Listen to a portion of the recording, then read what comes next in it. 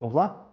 Olhando essa figura que eu coloquei na tela aí sobre a Agência Internacional de Energia, nós temos então que o aumento do consumo de energia total no planeta no ano de 2024 teve um crescimento em relação ao ano de 2023 de 2,2%. E somente esse crescimento ele tem um tamanho de 13,9 exajoule. Exajoule é como se fosse 18 zeros. Então, basicamente esse tamanho de 13,9 exajoules, se a gente colocasse em uma unidade ou um tamanho que a gente consegue ter uma percepção importante, vamos usar para isso a usina de Itaipu, de geração elétrica, aqui no Brasil. Quando ela foi desenvolvida, chegou a ser chamada até de oitava maravilha do mundo. Ela hoje representa alguma coisa como 10% da energia elétrica, e depois a gente fala um pouquinho dessa diferença, do Brasil.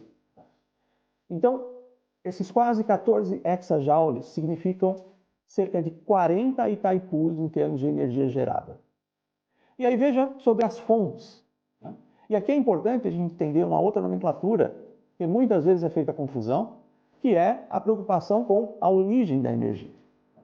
É claro que se a gente está preocupado em evitar os gases de efeito estufa, ou que os gases de efeito estufa aumentem a sua concentração na atmosfera, nós estamos preocupados em evitar a queima de combustíveis fósseis. Então, toda essa parcela que está aqui representada como carvão, óleo e gás natural, são aí preocupações no tema de fósseis. Agora, o contrário de fóssil, do ponto de vista de evitar ou conter os efeitos de gases de efeito estufa, não é energia renovável. Energia renovável é uma parte importante dessa nomenclatura, mas não é o todo. Veja que nós temos também como fontes limpas, que seriam o contrário de fontes fósseis, tanto as renováveis quanto as nucleares. Veja aqui, para trazer um outro paralelo importante, é que parte do crescimento dos países está representado no PIB, que em inglês aqui está representado pela sigla GDP. Veja que interessante, a gente tem conseguido crescer economicamente numa porcentagem maior do que crescer a demanda total de energia. Isso é muito positivo, porque a gente não pode impedir o crescimento dos países. Seria como conter a capacidade de ganho de dignidade às pessoas ao redor do mundo. E, portanto, vale ainda olhar aqui com bastante preocupação o crescimento de eletricidade. Eletricidade de fontes limpas é um caminho muito interessante, mas não vamos nos esquecer de que a eletricidade é a principal fonte de emissões de gases de efeito estufa do mundo, totalizando quase 40% dessas emissões. E a gente tem crescido a demanda por eletricidade. Verdade que muitas das gerações limpas de energia, vamos citar aqui eólica, solar ou mesmo nuclear, são originalmente para gerar eletricidade.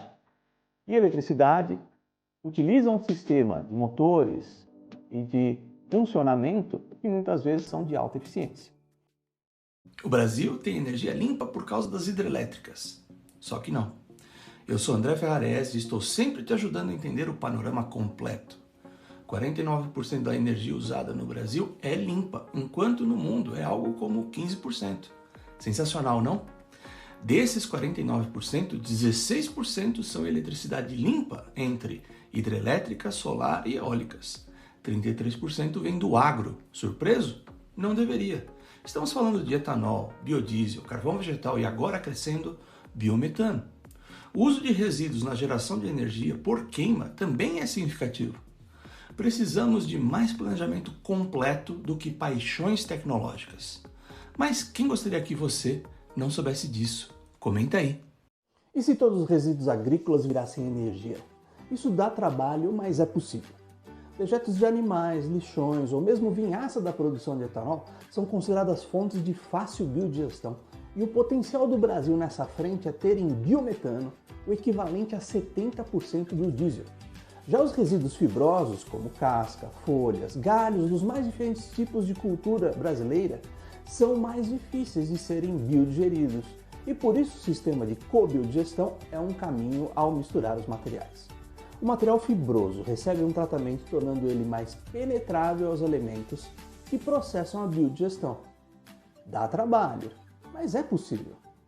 Mas quem não gostaria que você soubesse disso? Siga o nosso canal, curta, comente e compartilhe o vídeo para que ele possa chegar a mais pessoas.